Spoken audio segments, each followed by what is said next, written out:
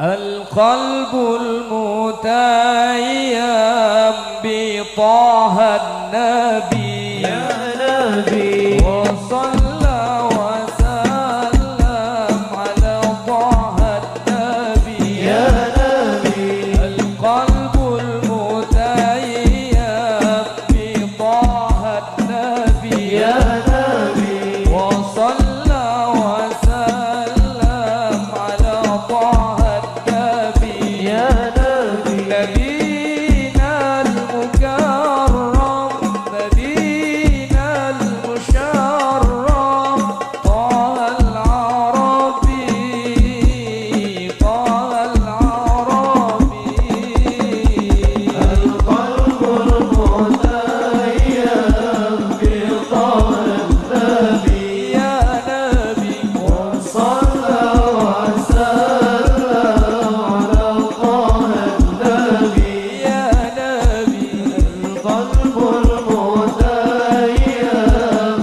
بطه النبي يا نبي وصلى وسلم على طه النبي يا نبي نبينا المكرم نبينا المشرف طه العربي طه العربي يا رسول الله جئت بالقرآن من وحي الإله مولانا الرحمن يا رسول الله جئت بالقرآن بوحي الإله مولانا الرحمن وبعون الله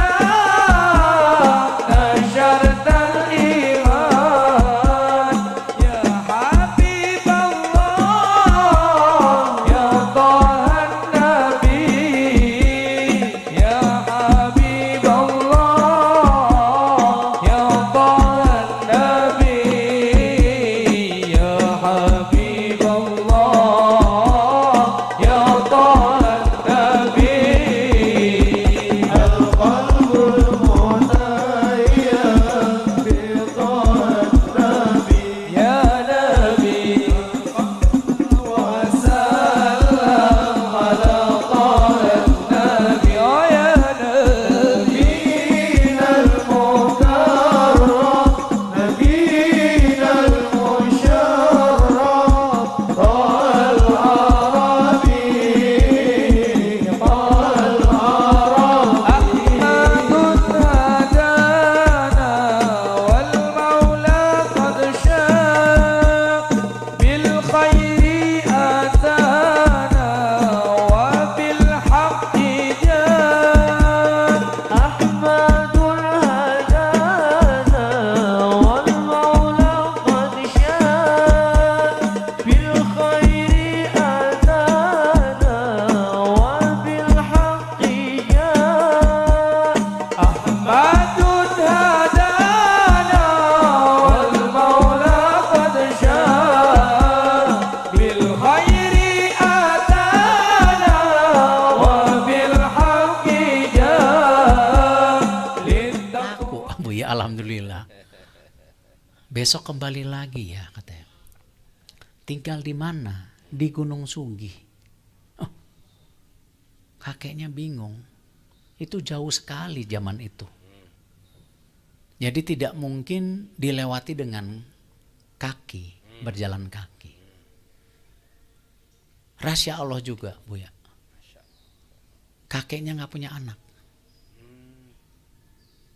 Jadi ya udah, tinggal di rumah saya, sekalian bantu jualan, nanti sekolah. Jadi waktu saya kecil Abuya punya nenek dua, karena kakeknya saya udah nggak ketemu Abuya. Nenek Gunung Sugih dan nenek Kebon Jahe, nah itu ceritanya.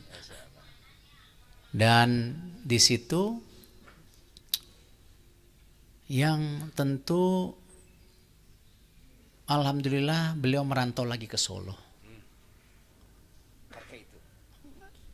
Bapak saya merantau ke Solo untuk SMA. Merantau lagi ke Jakarta untuk kuliah. Ya alhamdulillah ketemu ibu saya orang Kadipaten, Majalengka. Nah jadinya saya. Cuman intisari dari cerita ini adalah pendidikan adalah sesuatu kunci untuk kita lebih maju. Tetapi juga penting sebagai seorang manusia kita juga harus mau belajar bekerja keras. Karena tidak mungkin kita mendapatkan sesuatu hanya dengan rebahan, tiduran. Kita harus mendapat sesuatu karena kita terus bergerak, terus memacu. Saya yakin almarhum bapak saya, Haji Muhammad Thohir, nggak pernah kepikir juga. Ketika menikah punya anak, lahir yang namanya Erick Thohir, jadi pengusaha. Dikasih kesempatan juga sama Allah, beli klub sepak bola Inter Milan di Italia. Hari ini dipercaya jadi menteri. Nah, semua itu adalah rahasia Allah yang harus kembali. Tadi Abuya menasihatin saya banyak hal. Tapi ada satu hal yang saya sampaikan ke Abuya. Abuya, salah satu kekuatan saya adalah bagaimana ketika kita diberi kesempatan, diberi amanah, kita harus melakukan sebaik-baiknya. Sama seperti hari ini diberi amanah jadi seorang menteri, ya tentu tugasnya apa? Jangan pernah lelah melayani rakyat. Jangan pernah kita tidak kerja keras untuk rakyat. Nah karena itu Abuya kemarin hal yang kecil saja Abuya. Ketika dalam perjalanan, ya kebetulan Pertamina di bawah saya. Ketika saya ngelihat untuk buang air kecil untuk mandi aja mesti bayar. Karena itu kemarin saya perintahkan Pertamina tidak ada lagi toilet di tempat bensin yang ada tulisan Pertaminanya bayar. Harus gratis, harus bersih. Musolanya juga harus bersih. Karena itu apa? Bagian dari pelayanan kepada masyarakat. Mungkin mohon maaf untuk saya 2000 mudah. Tapi untuk pedagang kecil, supir taksi, ojol, ojek, 2000 adalah yang besar. Dan ini adalah kehidupan sehari-hari. Kenapa? Yang saya titip nih kepada adik-adik santri untuk terus meningkatkan kemampuan. Karena masa depan Indonesia ada di tangan kalian. Dan ini bukan sesuatu yang hanya mimpi-mimpi. Sejak tahun 1928, sebelum Indonesia merdeka 1945, yang menyatukan bangsa ini generasi muda kita. Satu bahasa, satu bangsa, sebelum tahun 45. Hari ini kita sebagai bangsa dikasih Allah populasi muda. Demografi kita ini muda. Lebih banyak yang muda daripada yang berumur. Nah, tetapi kalau yang mudanya kalahan sama bangsa lain, generasi mudanya males, generasi mudanya tertidur. Akhirnya kalau nanti ini diambil bangsa lain, tentu yang rugi siapa? Saya sangat berharap, tadi saya sudah sampaikan, kita ini negara Muslim terbesar di dunia. Artinya apa? Industri halal kita pun terbesar di dunia. Tapi yang menyedihkan, ketika kita bicara makanan halal, halal food, kita tidak masuk 10 besar yang memproduksi di dunia. Yang nomor satunya Brazil, Taiwan. Artinya apa? Generasi muda kita tidak boleh hanya konsumtif, tapi harus produktif. Industri halal ini luar biasa. Ada makanan, ya, ada pendidikan, ada wisata, ada, mohon maaf, make up, nggak make upan tapi di sini kan, fashion, baju. Nah inilah harus diisi dengan ahli-ahlinya. Ahlinya siapa? Ya generasi muda.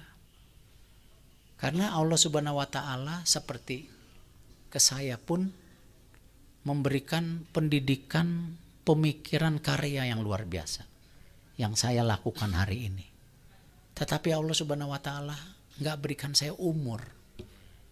Umurnya ya manusia seperti itu. Ya, tidak mungkin 200 tahun. Jadi harus apa? Harus ada regenerasi. Ada menteri baru nantinya. Ada pemikir-pemikir baru. Ada industriawan baru. Nah itulah generasi muda kita. Mungkin itu dari saya, mohon maaf kalau ada salah-salah bicara. Dan tentu niatnya, nawaitunya baik. Ingin generasi muda kita maju. Generasi muda yang produktif. Generasi muda yang bisa terus memajukan bangsa kita. Terima kasih ya Bu ya. Wassalamualaikum warahmatullahi wabarakatuh. Waalaikumsalam warahmatullahi wabarakatuh. Alhamdulillah. Mudah-mudahan apa yang beliau paparkan kepada kita ya esok kita bisa menjalankannya dengan sebaik-baiknya. Ingat apa yang beliau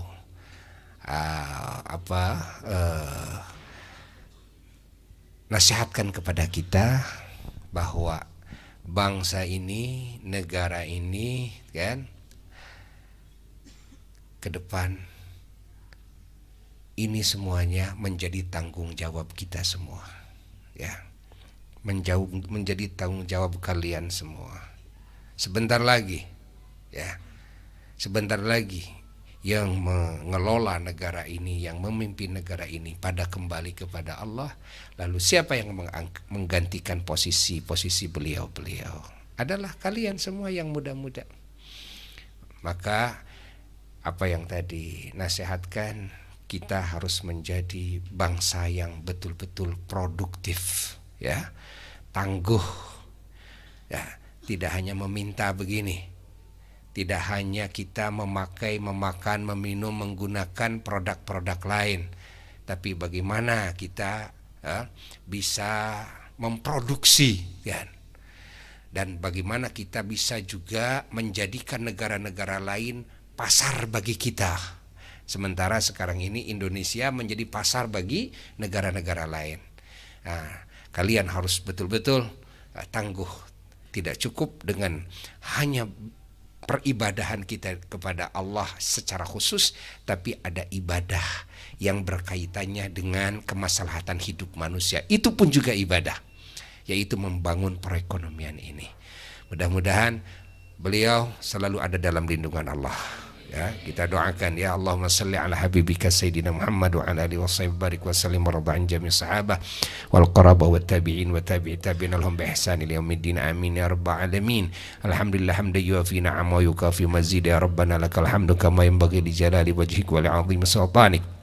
Subhanaka la nuhsi thanan 'alaika anta kama thanita 'ala nafsik falakal hamdu hatta tarda wa lakal hamdu idza radita wa lakal hamdu ba'da ridha. Allahumma salli 'ala sayyidina Muhammad salatan tunajjina biha min jami'il ahwal wal afat wa taqdiluna biha jami'al hajat wa tutahhiruna biha min jami'is sayyi'at wa tarfa'una biha 'indaka al darajat wa tuballighuna bi aqsal ghayat min jami'il khairat fil hayat wa ba'dal mamat wa ala alihi wa sahbihi sallim. Allahumma lutuf bina lutfan syamilan kamilan zahiran wa khafiya taqarru bil ain wa jula bir rain wa yuqda bihi dain wa tuslah bil umur tufa bi syurur wa nakunu bihi minal muqarrabin wa narzaqu bihi kamalil yakin bi jahi sidil awwalin wal akhirin sayyidina Muhammadin sallallahu alaihi wasallam.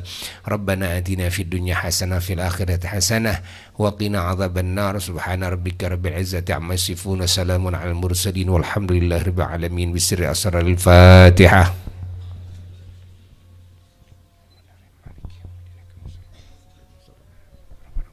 Amin. Semoga doa kita dikabul oleh Allah.